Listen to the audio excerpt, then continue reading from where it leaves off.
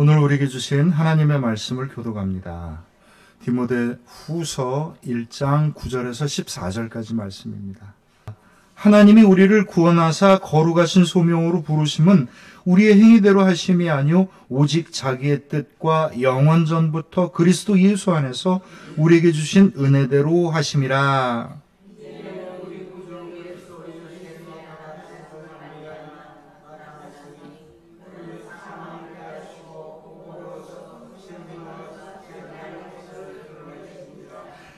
내가 이 복음을 위하여 선포자와 사도와 교사로 세우심을 입었노라.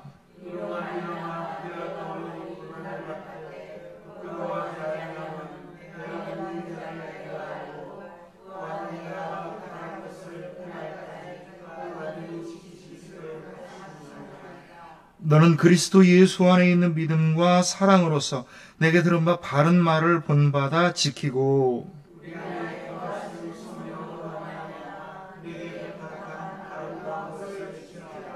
아멘. 우리를 새롭게 하시는 하나님의 은혜와 평강이 이 자리에 모여있는 여러분들과 여러분들의 가정 위에, 그리고 우리 생명나무 모든 공동체 가정들 위해 함께 하시기를 주님의 이름으로 축원합니다. 아멘. 오늘은요, 소명에 대한 이야기를 하고자 합니다. 이 소명은요, 원래 이게 없는 이야기가 이제 만들어진 한자인데, 부를 소자에다 명령할 명자를 붙여서 하나님의 말씀에 부름을 받았다. 하나님의 명령에 부름을 받았다. 하나님이 나를 불러주셔서 무엇인가를 맡기셨다. 이런 뜻입니다. 그러니까 소명과 비슷한 우리들의 삶의 이야기가 소망이 있습니다. 소망과 소명이 비슷해질 수 있는데요. 차이가 있다면 뭐가 있냐면, 우리가 흔히 세상에서 이야기하는 소망은요, 내가 마음 먹고 내가 꿈꾸고 내가 할 수 있는 모든 것, 이게 이제 우리들에게 보통 소망, 희망 이렇게 얘기합니다. 소명은요, 내가 꿈꾸고 내가 마음 먹고 내가 할 수 있는 일, 여기는 똑같습니다. 여긴 똑같아요. 근데 소명이 다른 점이 있다면 그 위에 뭐가 있는 거예요? 하나님의 은혜가 있는 겁니다. 이게 세상 사람들의 소망과 우리가 받은 소명이 다른 거예요. 사람들은 보통 소명을 받았다 그러면 열심히 일을 해야 된다고 생각을 해요. 물론 일해야죠. 일해야 되죠. 근데 소명이 있어야지만이 하나님이 나에게 주시는 은혜를 받는 거고요. 하나님이 나에게 주시는 축복의 길을 걸어가는 겁니다. 하나님이 나에게 예비해 주신 복을 얻는 거고요. 하나님께서 나에게 맛보게 해주시는 천국을 경험하는 거죠. 이게 소명과 소망의 차이입니다. 내가 가진 능력과 내가 마음 먹고 내가 뜻하고자 하는 것들도 소중하지만 하나님의 은혜는 훨씬 더 소중합니다. 왜 그러냐면, 나라는 사람을 통하여서 하나님은 언제나 나를 통해서 역사하시는데, 나를 통하여서 하나님이 역사해 주시는 하나님의 은혜가 담겨 있어야 나라는 사람의 그릇이 차고 넘치는 은혜가 생기는 거예요. 하나님의 은혜와 능력이 내 안에 차고 넘치지 못한다면 세상 사람과 똑같을 수밖에 없는 거죠. 이게 소명이 갖고 있는 은혜가 소망을 갖고 살아가는 사람들과 갖고 있는 가장 커다란 차이점입니다. 분명 하나님의 은혜와 능력은요, 나라는 사람의 능력과 내가 가진 감동과 내가 가진 생각과 의지를 빌어서 일을 하셔요. 그러니까 내가 만약에 그럴 능력도 없고 생각도 없고 감동도 없고 마음도 없는데 하나님께서 강제적으로 나를 질질질질질 기계 부리듯 노예 끌고 가듯 일을 하신다? 그런 하나님이 아니셔요. 하나님은 먼저 나에게 마음속에 감동을 주시는 거고요. 그리고 내가 그것을 감당할 만한 힘과 능력을 더해 주시는 겁니다. 그래서 감당하는 거죠. 그러니까 제일 먼저 소명의 출발은 무엇으로 시작하냐면 내 안에 받은 감동으로 시작하는 겁니다. 이게 은혜의 시작입니다. 우리는 보통 감동을 받으면 은혜를 받았다라고 하는데, 사실 정확하게 이야기하면 이건 은혜의 시작인 거예요. 내가 감동을 받았어요. 마음이 뭉클해지고 옛날과는 생각이 달라져서 사랑의 마음으로 사람들을 바라보게 되고 그전에는 용기를 내지 못했던 것들이 갑자기 용기를 내게 되고 하나님을 열심히 사모하게 되고 주의 말씀을 따르려는 마음이 갑자기 생겼어요. 이건 은혜를 받은 것뿐만 아니라 은혜를 받은 것의 시작인 겁니다. 그럼 이 감동이 나의 생각과 나의 삶을 바꾸어서 내가 그것을 열심히 실천하고 애쓰고 수고하게 될 때 뭐가 나타나는 겁니까? 하나님의 은혜의 능력이 나타나는 겁니다. 하나님의 은혜가 진짜 나타나는 때는 언제냐면 우리가 받은 그 말씀에 내가 받은 그 감동에 내가 어떻게 해야 되는 거예요? 순종하고 실천하고 응답해야 하지만이 주의 은혜가 주의 능력이 온전하게 우리에게 임하여지는 겁니다. 소명을 받아서 열심히 뭔가 내 감동대로 가고 있는데 내 힘에 부칠 때가 있어요. 그리고 이게 이제 일이 꼬일 때가 있죠. 워낙 생각했던 것들이 그냥 다 믿었던 것들이 바닥날 때가 있습니다. 그래도 우리는 소명을 버리지 않습니다. 왜냐하면 오늘 사도 바울이 이야기한 것처럼 하나님이 우리에게 주신 소명은 어떤 겁니까? 거룩한 거예요. 하나님이 구별하신 거고요. 그건 반드시 하나님께서 어떻게 하시는 겁니까? 이루시는 겁니다. 우리가 어떤 상황에 놓여 있을지라도 내 힘에 바닥이 나고 내 뜻이 좌절되었다 할지라도 소명을 버리지 않는 건 고집이 아니고요. 하나님의 은혜입니다.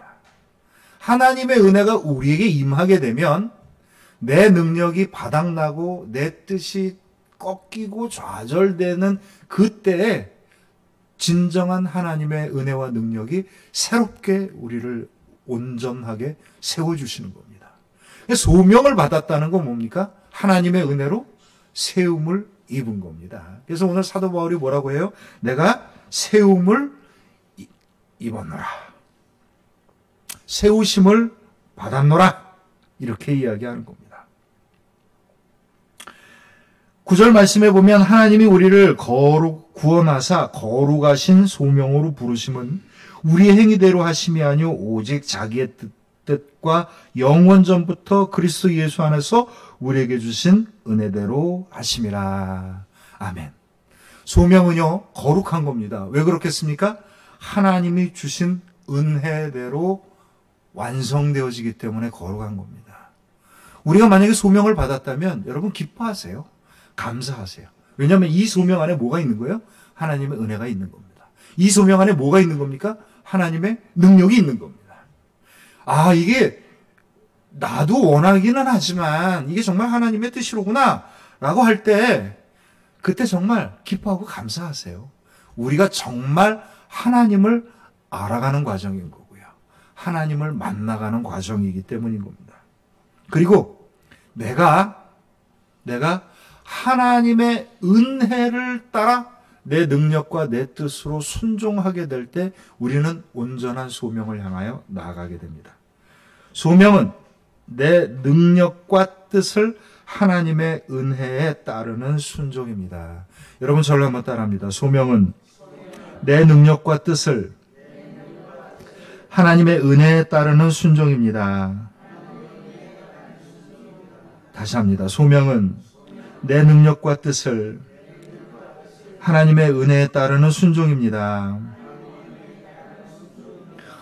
맞습니다. 바로 이 믿음, 이 소명의 믿음 가운데 하나님의 은혜의 능력의 비밀이 있는 거예요. 통카라고 하는 장난감 회사가 있어요. 여러분 혹시 인터넷으로 통카를 한번 찾아보면요. 저도 한번 찾아봤는데 원래 이게 그 건설과 트럭 그 장난감을 만들어서 파는 장난감 회사입니다. 이 회사를 세운 로버트 토어니어라는 사람이 있었는데 이 사람이 이제 그런 걸 좋아하는 거예요. 뭐 장난감 만들고 뭐 이런 걸 좋아하는데 한 번은 이제 부흥에 참여를 했다가 큰 은혜를 받은 거예요. 너의 목숨과 너의 삶을 다해서 하나님께 순종하고 하나님만을 섬기라. 이 은혜를 꽉 받은 겁니다. 근데 이제 집에 앉아갖고 장난감을 만들다 보니까 이게 왠지 조잡하고 왠지 이게 하나님의 뜻과 멀다고 생각이 된 거예요. 그래서 내가 이제 이런 거 이제 다 집어치우고 내가 하나님만을 섬기기 위해서 살겠노라. 이제 목사님을 만나서 면담을 한 겁니다. 제가 이런 은혜를 받았습니다. 그러고 막 이야기를 하는데 목사님이 근데 왜 그 장난감 만드는 일들을 안 하려고 해요? 그러고 물어본 거예요. 얘기하다 보니까 그런 얘기를 쭉 하다 보니까 그 안에 새로운 감동이 온 겁니다. 뭐냐면 여태까지는 내가 하고 싶은 일을 하기 위해서 살아왔는데 내가 하고 싶은 일을 하나님의 은혜와 결합을 시키는 삶을 살아야 되겠구나 이렇게 생각을 한 거예요. 그래서 그가 내린 결론은 뭐였냐면 내가 잘하고 좋아하는 걸 열심히 더 잘하자. 그래서 거기서 얻어진 것으로 하나님께 영광을 돌리자. 그래서 회사의 90%를요 교육과 자선과 선교 사업을 위해서 쓰기로 마음을 먹고 열심히 일하기 시작해서 세계적인 회사가 되었다는 이야기입니다.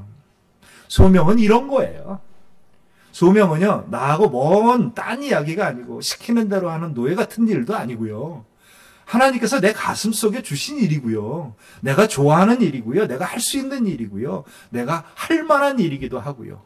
그것을 통하여서 하나님을 온전히 만나는 일이기도 합니다. 그러니 소명은 언제 우리에게 다가오는 겁니까? 하나님이 내게 주신 감동으로부터 시작하는 겁니다. 시작하는 거예요. 시작이에요. 소명을 받았습니다. 시작한 겁니다. 그러면 받았습니다라고 할 때 여러분 저에게 오셔서 목사님 제가 이런 소명을 받았어요. 감사합니다. 저도 기쁘네요. 시작입니다. 이렇게 얘기할 거예요. 쭉 하세요. 열심히 하세요. 내 능력이 떨어진다고 하더라도 내 뜻이 꺾인다고 하더라도 놓치지 말고 꽉 붙잡고 가십시오. 그것이 하나님이 거룩하게 구별해서 주신 일이었고요. 그것이 나를 통해서 하나님이 기뻐하시는 일입니다. 어떤 사람은요, 소명이 한 가지일 수도 있어요. 그래서 그 큰 소명으로부터 그냥 여러 가지 일들이 나타날 수 있습니다. 그런데 사람들은 소명이 여러 가지일 수도 있습니다. 어떤 사람은 자기 직업으로 소명을 감당하는 사람이 있습니다. 목사들이 대표적입니다. 소명을 받았는데 이제 직업이잖아요. 물론 이제 이중직도 있고 삼중직도 있긴 하지만 목사들도 어쨌든 직업으로 하는 겁니다. 취미 생활로 하는 사람들도 있어요. 어떤 분은요, 이제 막 나이 뒤늦게 뭘 배우냐, 플룻을 배워가지고 그 관현악단, 그러니까 아마추어 관현악단을 만들어서 시간 날 때마다 플룻으로 찬송 연주하고 다니는 분들도 있습니다. 그것도 아주 훌륭한 소명이죠. 때로는 교회 안에서 받은 것이 소명일 수도 있습니다. 물론 교회에서 받은 직분은 다 소명이지만 그 중에서 특별하게 하나님께서 주신 소명들이 있을 수 있습니다. 어떤 경우는요, 내가 만나는 사람들을 섬기는 일이 소명일 수 있습니다. 소명은 다양해요. 다양합니다. 그리고 여러 가지입니다. 물론 그 중에 큰 것도 있고 작은 것도 있고 내가 평생을 같이 해야 될 것도 있고 단기간에 끝내야 될 것들도 있지만 하나님께서 우리를 불러주셔서 맡기고 인도하시는 은혜의 세계는요, 굉장히 다양하고 여러 가지인 겁니다. 이 소명들을 감당할 때 그것이 소명인지 아닌지를 알 수 있으려면요, 그 안에 가장 중요한 핵심이 뭔지를 알아야 됩니다. 하나님이 주신지 안 주신지 잘 모를 때도 있잖아요. 근데 여러분, 하나님이 주신 모든 소명 안에 뭐가 있냐면 기쁨이 있고요, 감사함이 있고요, 그 안에 평강이 있습니다. 그래서 내가 살아가면서 이제 세상 사람들은 이걸 그냥 뭉뚱그려서 행복하다 이렇게 얘기하죠. 세상 사람들의 언어는 되게 단순합니다. 행복하냐 짜증나냐 대충 이런 건데 우리는 조금 더 다채롭습니다. 그 안에는 기쁨이 있고 감사함이 있고 주님이 주시는 평강이 있습니다. 내 몸이 고돼도요, 내가 좀 힘들어도, 내가 좀 버거워도 그것을 우리가 소명을 감당할 수 있는 이유가 뭔지 아세요? 그 안에 하나님께서 우리에게 주신 기쁨과 감사함과 평강이 있기 때문입니다. 그래서 오늘 말씀해 보면 10절에 보면 이제는 우리 구주 그리스도 예수의 나타나심으로 말미암아 나타났으니 그는 사망을 패하시고 복음으로써 생명과 썩지 아니할 것을 드러내신 자. 아멘. 우리가 주님께 받은 복음에는요, 생명과 썩지 아니할 것이 있는 거예요. 세상에서는 이 모든 것들이 다 뭘로 환산됩니까? 돈으로 환산됩니다. 내가 열심히 수고했어요. 어떻게 해야 돼요? 수고비를 받아야 되잖아요. 아유, 그래, 수고했어. 말로만 하지 말고 돈을 줘요, 돈을. 이렇게 되는 거잖아요. 우리가 주님께 소명을 받고 그 수고를 감당할 때는요, 생명과 썩지 아니할 것을 주님께서 주시는 겁니다. 그걸 누리는 거죠. 내가 수고하고 애쓰고 막 시간 내고 막 몸부림치고 하는 그 모든 것들보다 하나님이 주신 기쁨과 하나님이 주신 감사함과 하나님이 주신 평강이 늘 넘치게 되는 일이 일어나는 거예요. 어디에서요? 우리가 받은 소명 안에서 일어나는 겁니다. 이 소명을 감당할 수 있는 거는요, 독한 마음을 품고 모진 결심을 하고 애를 쓰는 게 아니고요. 주님의 은혜대로 가는 겁니다. 주님이 주신 기쁨으로 가는 거고요. 주님이 주시는 그 감사함과 평강의 은혜로 가는 거예요.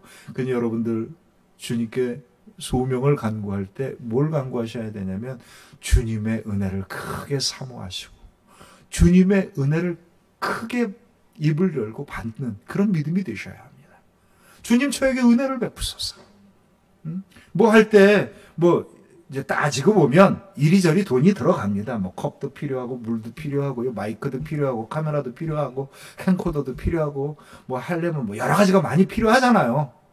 그러나 가장 중요한 게 있어요. 그 모든 것 위에 주님께서 주시는 순전한 은혜가 우리 가운데 있어야 합니다. 그때 우리의 소명은요, 세상의 어떤 상황과 어떤 일도 견뎌낼 수 있는 그런 능력이 되는 겁니다. 이 소명은요, 세상에서는 보잘것없는 것으로 여기는 것을 가지고 귀한 훌륭한 축복의 열매로 바꾸는 놀라운 역사를 만들어내는 게 바로 또한 소명이기도 합니다.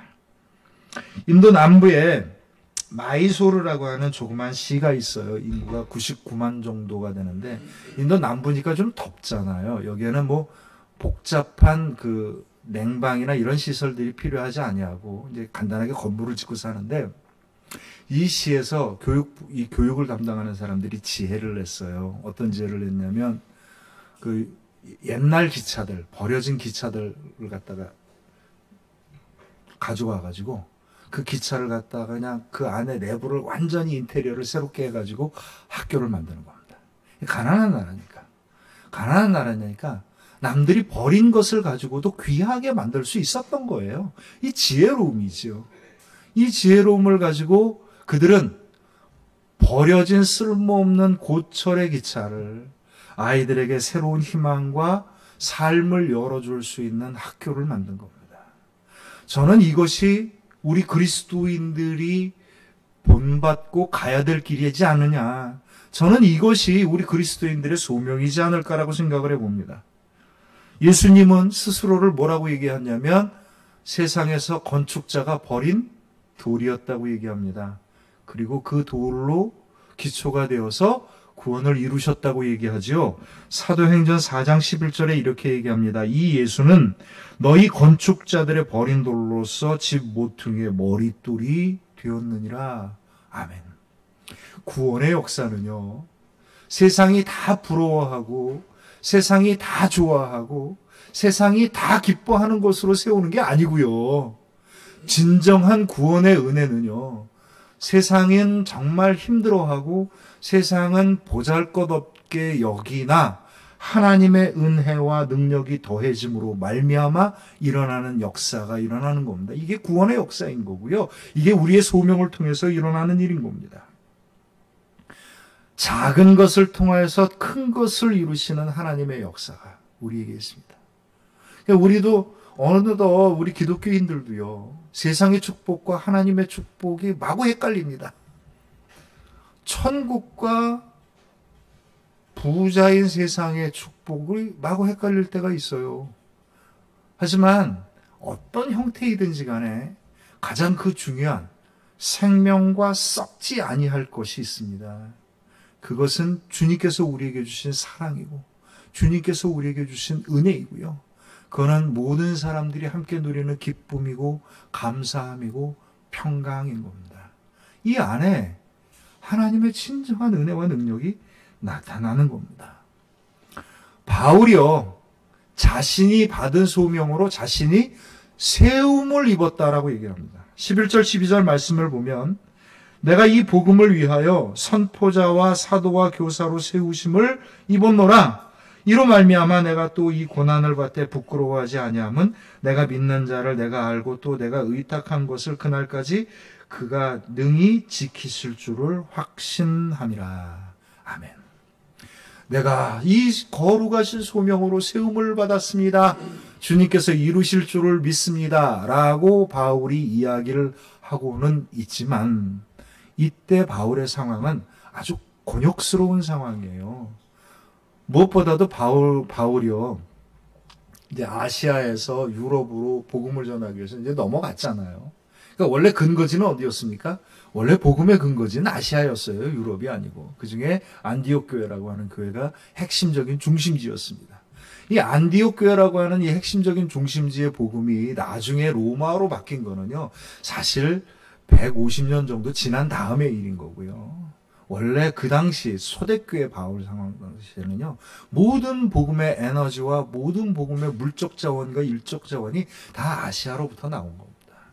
그러니까 이제 사실 사도 바울도 아시아에 있는 교회로부터 후원을 받아서 이제 유럽 쪽에 마게도냐, 그 다음에 그리스 밑으로 이제 내려가가지고 이제 이렇게 쭉 복음을 전하는데, 지금 사도 바울이 이제 나중에 보면 뭐라고 얘기하냐, 15절에 보면 아시아에 있는 모든 사람이 나를 버린 이 일을 내가 아나니 그 중에 부겔로와 허모게네도 있느니라.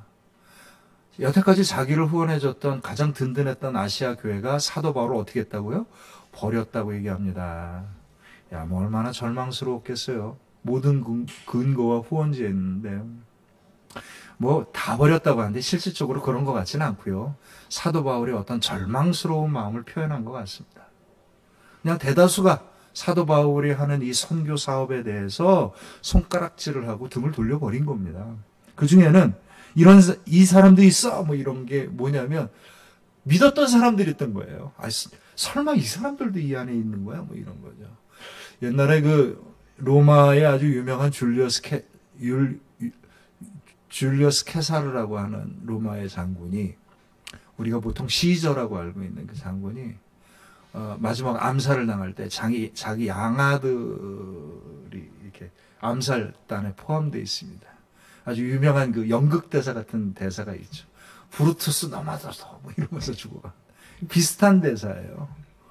정말 자기가 소중하게 생각하고 친하고 교제하고 후원했고 믿었던 사람들도 사도 바울에게 등을 돌리고 욕을 하고 손가락질을 하는 겁니다.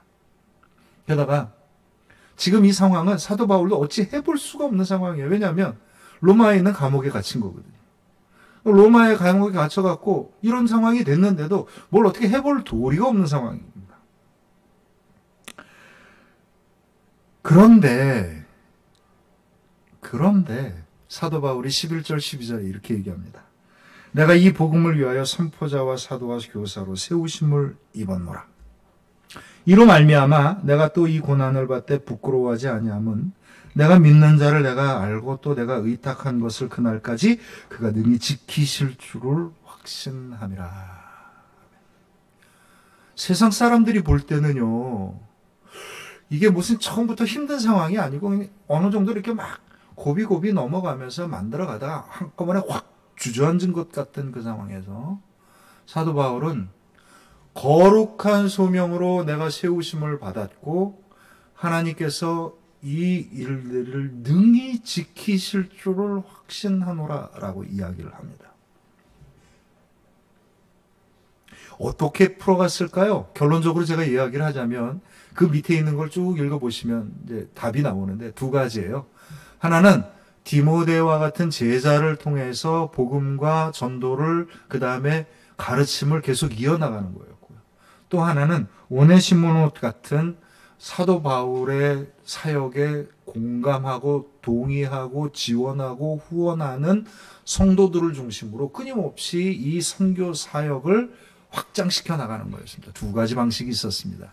하나는 지도자를 통해서 또 하나는 이 선교 사업에 동참하는 교인들을 통해서 끊임없이 이루어질 줄 알고 있는 거예요. 내가 직접 가지도 못하는데 하나님이 이루실 줄 확신하노라. 그러니 내가 너에게 얘기하니 네가 받은 대로 잘 지키고 따르라. 그리고 우리의 이 선교 사역에 대해서 충심으로 같이 하는 자들을 위해서 기도하고 그들이 더욱더 그 열심히 그 일들을 감당하도록 하여라. 이 얘기를 하는 겁니다. 사도 바울에게 있어서 지금 이 상황은요, 완전히 그 인생의 고비였던 거예요. 완전히 꺾일 만한 고비였던 겁니다. 그런데 지금 뭐 교회식으로 얘기를 하면 교회 주축이었던 절반 이상이 다 나가가지고 뒤에 나가서 등 돌리고 손가락질하는 상황인데 목사는 병이 나서 그냥 그 집안에 틀어박혀 꽁꽁 누워있는 이런 상황과 비슷한 겁니다, 이게. 그런데도 사도 바울은요, 지금 있는 이 상황 자체가 뭐라고 생각하는 거예요? 이게 결론이라고 생각하는 겁니까? 아니에요. 이게 결론이 아니라고 보는 겁니다. 하나님의 결론은 소명 안에 있기 때문에 이거는 그 소명을 이루어가는 과정이라고 본 거죠. 우리의 소명이 하나님의 은혜와 우리의 순종을 통하여서 이루어진다고 본다면 우리의 순종이 더 필요할 때가 있고요. 하나님의 은혜가 더 필요할 때가 있습니다. 사도 바울은요, 이 고난의 상황에, 이 좌절의 상황에 그는 하나님의 은혜가 더 크게 임할 줄을 믿는 겁니다. 그래서 주의 능력이 나와 우리 것을 지켜주실 줄을 확신하노라. 이렇게 이야기를 하는 겁니다. 그리고 주님께서 더 큰 은혜와 능력으로 이 모든 것을 감당할 수 있다라고 하는 것을 알고 있는 겁니다. 사랑하는 성도 여러분, 소명을 이루는 길들이 있습니다. 소명을 이루는 길들은 과정인 거고요. 우리는 그 과정을 지나고 난 다음에 주님의 온전한 축복의 열매를 맺습니다. 우리가 소명을 감당할 수 있는 이유는요, 어떠한 고난도 이겨내고 열매를 맺어주시는 하나님의 은혜와 능력이 있기 때문인 겁니다. 사랑하는 성도 여러분, 기쁨으로 감사함으로 주님의 소명을 찾고 구하고 정말 감당할 수 있는 저와 여러분들의 복된 믿음이 되시기를 주님의 이름으로 축원합니다. 소명을 받으셔요. 나에게 받은 소명이 있다면 기억해내시고요. 내가 아직 충분한 소명을 받지 못했다고 한다면 주님의 은혜를 간구하면서 찾으십시오. 그것은 내가 직장에서 일하는 곳에도 있고 나의 가정에도 있고 나의 교회에도 있고 내가 만나는 사람 가운데도 있습니다. 그것이 다 엮여져서 하나의 소망일 수도 있고요. 아니면 여러 가지를 나누어 주신 것일 수도 있습니다. 가장 중요한 건 그 소명을 감당할 때 우리는 하나님을 온전히 만나는 것이고 하나님의 은혜 가운데 온전히 살아갈 수 있게 되는 겁니다. 내가 어떤 상황에 놓여 있을지라도 꺾이지 말고요. 내 뜻은 꺾이고 내 능력은 바닥났지만 주님의 은혜와 능력은 이제 시작이다라고 하는 고백으로 이겨나갈 수 있는 믿음이 되시길 바랍니다. 그래서 정말 우리가 이 세상에 많은 돈, 큰 힘, 많은 사람, 뭐 이런 걸로 하나님의 일을 하려 하지 말고 우리에게 주신 은혜, 우리에게 주신 그 기쁨, 그 감사함, 이것으로 내 삶을 값지게 하나님의 영광으로 채워갈 수 있는 믿음 되시길 바랍니다. 그래서 내 삶 안에서 순종하고 응답하고 실천함을 통하여서 하나님의 은혜를 경험하고 가까이 나아가십시오. 이게 천국의 삶을 살아가는 길인 거고요. 하나님이 우리에게 주신 기쁨이 넘치는 삶을 살아가는 겁니다. 우리 생명나무 교회가 은나섬을 합니다. 은혜를 나누고 섬기는 삶을 합니다. 이게 소명이에요. 우리 교회에게 주신 소명이고요. 우리 그리스도인에게 주신 소명입니다. 두려워하지 마시고요. 아까워하지 마십시오. 주께서 우리를 충만하게 하시사 어떤 상황에 있어도 우리에게 기쁨이 넘치게 하시고 우리가 감사함이 넘치게 하시고 우리에게 평강이 넘치는 그 삶을 주실 줄로 믿습니다. 거룩한 소명을 붙잡고 세우심을 입었노라. 세워지십시오. 주님의 소명으로 세우심을 받으십시오. 그래서 주의 능력을 경험하고 고백하고 영광을 돌리십시오. 오늘 이 주님의 말씀 여러분 아멘으로 순종하고 받고 응답할 수 있는 믿음 되시길 주님의 이름으로 축원합니다. 기도합니다. 이 시간 기도할 때 오늘 우리에게 주신 말씀의 은혜를 생각하시면서 우리들의 믿음을 다시 한번 결단하고 우리가 준비한 예물을 드리는 시간을 갖겠습니다.